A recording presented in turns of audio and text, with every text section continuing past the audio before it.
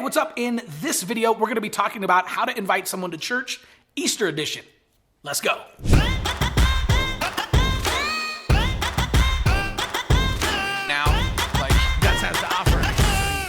Hey, what's up? My name's Chris Abbott, but all my friends just call me Abbo. In this video, we're gonna be talking about how to invite someone to church, Easter edition. So the framework that we're gonna lay out for you in this video, I've actually used dozens of times at churches all over the US and Canada. And I tell you, it's pretty incredible. We've actually seen churches double and even triple using this exact strategy that I'm about to lay out for you today. So let's dive in.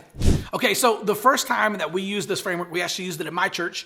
And I went to my church and said, man, listen, I think I can figure out how to get people to actually sign up and schedule a visit to our church. That way we could put a host at the front door, have someone meet them there, right? Not treat them like VIP, but actually treat them like family. We've been doing Facebook ads for a long time. And this idea of having someone sign up for a plan your visit, which is what we were calling it at the time. After trying to get people to let me do this for like 9 months, I finally said, okay, we're gonna launch this on Easter and I'm just not gonna tell anybody. It's better to beg forgiveness than ask permission, so we just launched it. So I went to Katie, who's over all of our assimilation and guest experience. I said, Katie, here's what we're gonna do. We're gonna launch Plan Your Visit. We're gonna use Facebook ads to get people to sign up for it. We're gonna launch it on Easter, and we're not gonna tell anybody. That way, if it works, then we look like rock stars, and if it doesn't work, nobody will ever know the difference. So luckily, Katie was adventurous, and she was totally in. She said, let's try it. So we launched Facebook ads for our Easter service, and we invited people to go to our Easter landing page where they could plan a visit. So on the Monday before Easter, 6 days out, Katie comes running into my office and says, Chris,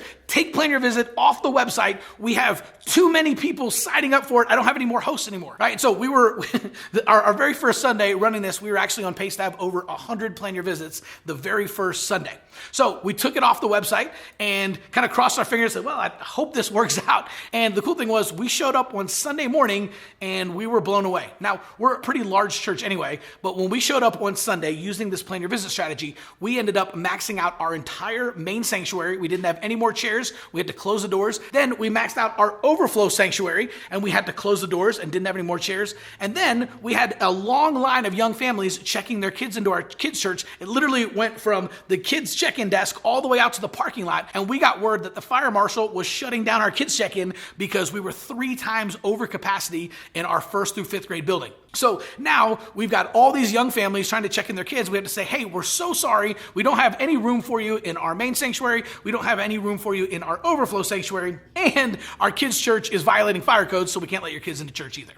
Right? So on that Easter Sunday, we literally had over 1,000 people who were stuck outside the church, couldn't get a seat, and couldn't get their kids checked into kids' church. Now, great problem to have, but still a problem. Okay, so Easter was in April. We continued using this strategy, and in May, we increased our first-time visitors by 42%, in June by 60%, in July by 87%, and then finally in August by 113%.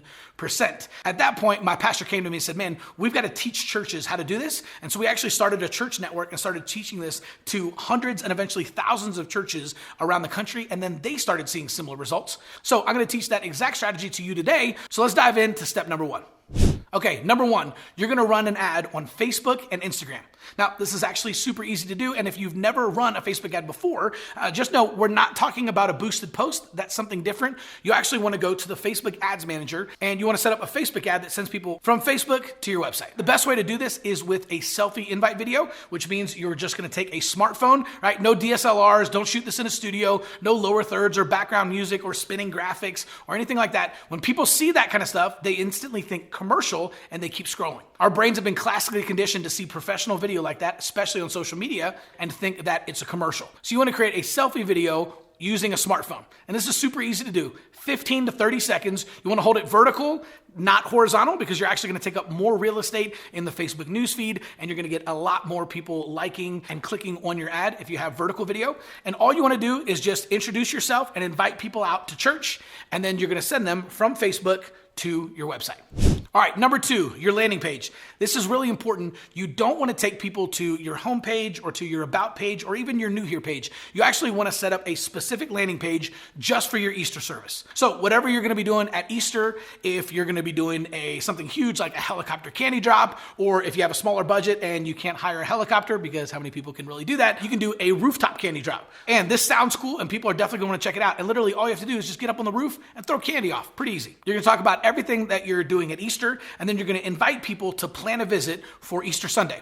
So you're going to have multiple buttons on there. You're not going to have any other calls to action. The only thing that you're going to tell people to do on there is to plan a visit for Easter Sunday. The best way to do this is to use something like Text in Church and actually use their Plan Your Visit solution, which is actually really incredible. In fact, you can click on the link below in the description and actually get 3 months free of Text in Church, and they'll actually walk you through setting up Plan Your Visit on your website. You can do it in about 10 minutes and you're good to go. All right, step 3. Plan your visit. Now, once you have it set up on your landing page, what you want to do is you just want to get a couple of people in your church. We call them your people. Right? These are the people that are super nice, they're friendly, they're laid back, and they never met a stranger. Right? So just go grab 3 or 4 of your people, and you're going to say, hey, guess what? You are going to host people for us on Sunday through our new Plan Your Visit ministry. Again, if you're not doing Plan Your Visit at your church, this is not something to freak out about or to wait several months before doing. Trust me, launch it right away. It takes all of 5 minutes to train people, because if you grab friendly people who already like talking to people, it's super easy. You just say, hey, you're going to be waiting for the Johnson family. It's going to be Bill and Susan. They're going to meet you at the front door. You're just going to help them get their kids checked in, save them seats in the service. You're going to sit with them, introduce them to a key staff and leaders. And then again, because 80% of people who meet the pastor on their first visit will come back for a second visit, make sure that all of your Plan Your Visit hosts always at some point find you as the pastor and introduce these new families to you. Because again, that's such a huge statistic, we can't ignore it. 80% of people who meet the pastor on the first visit come back for a second visit. So every single one of your Plan Your Visit families should meet you as the pastor. And finally, number 4, you want to create a 12-week follow-up system. And again, inside of Text in Church, after you set up Plan Your Visit, they actually have a follow-up system that you can build out for your church. And it's going to be a strategic mix of text messages, emails, and personal phone calls. Now, that's it. You're simply going to run Facebook ads to an Easter landing page on your website where people can sign up for Plan Your Visit. And then afterwards, you're going to plug them into a 12-week follow-up system using Text in Church. If you want to learn a little bit more about Facebook ads and Plan Your Visit, head on over to churchgrowthagency.com. We have a free training that'll dive a little bit deeper into this idea and how you can use it to grow your church.